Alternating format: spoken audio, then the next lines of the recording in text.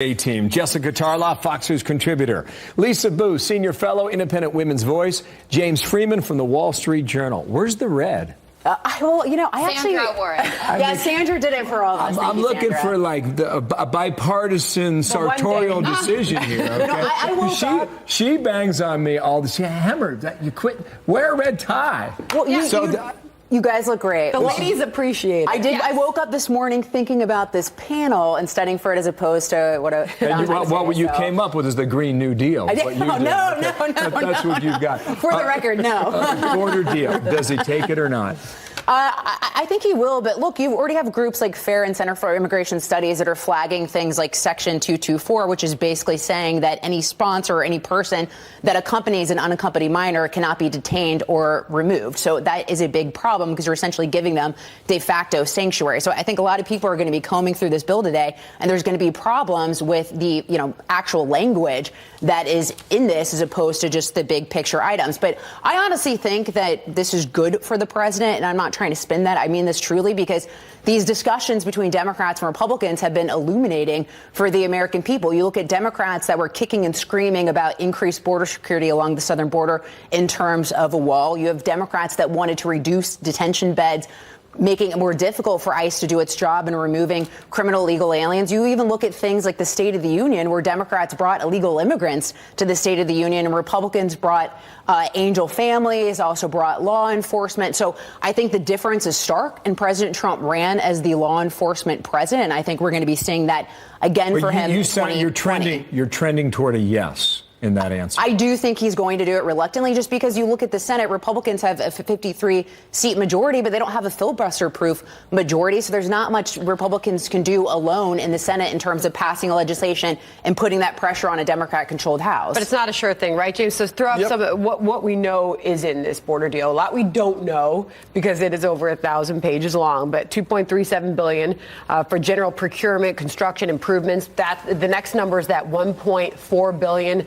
For fencing, $725 million for technology. Democrats have been asking for that. $270 million for facility improvements and path to reduction in ICE detention beds. Does the president, or will he be willing to sign this legislation? Well, I certainly think he can point to that new metal barrier that's going to go into the Rio Grande Valley as a win. It's not all hundreds of miles that he wanted, and it's not the full $25 billion, obviously a lot less than that. But he can say this is a beginning to creating new barriers, addressing what people who think this is a problem say is the biggest area of the problem. I think it's disappointing that this deal doesn't have anything about allowing more people to come here legally, which he has said over and over again in recent weeks he's open to. We have a worker shortage in the U.S., 1 million more open positions than unemployed people. He said in his State of the Union address. Yes. But it's not in this deal. No, it's not. And I think that's a disappointment. I wish the Democrats had given him more wall money for more immigration. Why wouldn't Republicans and Democrats come together on that? Yeah, unfortunately, I don't think it got discussed much. And we hear rhetoric, I think, from both sides about solutions that they want.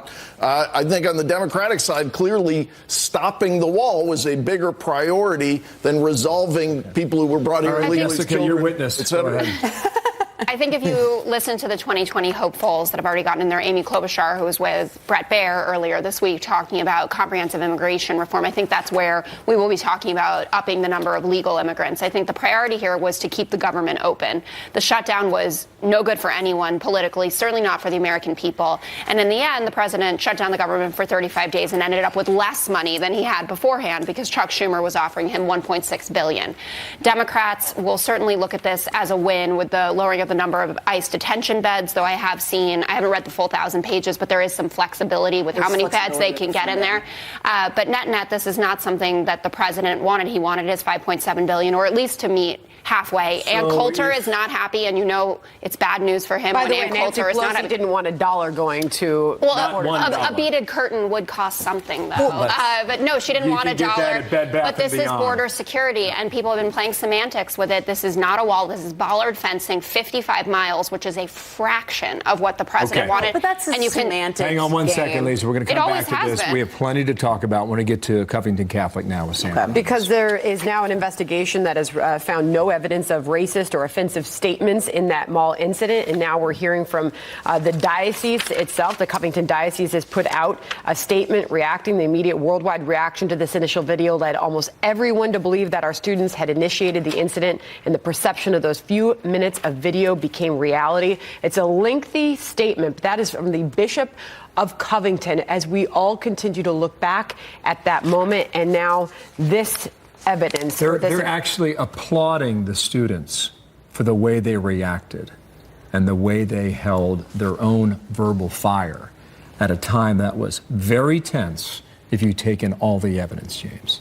Yeah, this is, they commissioned an independent study, pretty thorough investigation, doing hundreds of hours of interviews, looking at various film, social media from the event, coming to the same conclusion I think much of the media has now begrudgingly accepted, which is that these kids were kind of criticized and condemned initially. That was wrong. They didn't initiate it. They exercised some admirable self-restraint. And I'm waiting for some more retractions, not just deleted tweets from a lot of our colleagues in the media industry. There's still a lot of uncorrected reporting sitting out there online that blames these kids for the event. At least for now, Lisa, they have officially, on the record, been cleared of any wrongdoing. Well, yeah, which if anyone had waited a decent amount of time to get the full picture, they would have known that, because that immediately became clear after just this initial clip went viral and you had people of the media condemn these kids really without looking at the evidence. And you wonder why people do not trust the media. You wonder why Trump supporters do not trust the media. I don't know how to crystallize it. This makes it crystal clear why they do not. The only crimes these kids committed were being pro-life and wearing a MAGA hat and being Trump supporters. That was the crime they committed, and that was enough for the media. And that, in tandem with the fact that Nathan Phillips was Native American, that's all the media needed to do to run wild with this, fake news story, marring and tarring these high schoolers. It's disgusting. We got to fly quickly, Jessica. Oh, I think that this is what people wanted the Catholic Church to do from the beginning, which is to stand by. They threw him under the bus before initially, the bus got back home. Right, but I would say, to your point about that, this puts it to rest. It will not put it to rest for a number of people who, even if the Archdiocese says that, do see it differently, and this conversation will continue about here's what my these sense. kids were doing, what Nathan Phillips was doing. Social media, and there's so much trolling that goes on.